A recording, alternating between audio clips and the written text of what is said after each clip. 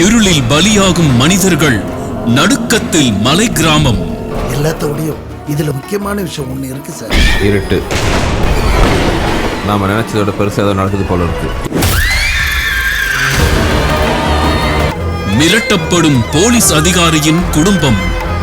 இந்த கேஸ் நாம நினைக்கிற மாதிரி இல்ல. It's unusual sir. இந்த இருட்டுக்கும் கொலைக்கும் சம்பந்தம் இருக்குங்கிறீங்களா? நிச்சயமா சார். பழிவாங்க துடிக்கும் மரபணு, முறியடிக்க போராடும் போலீஸ். என்ன நடக்குது?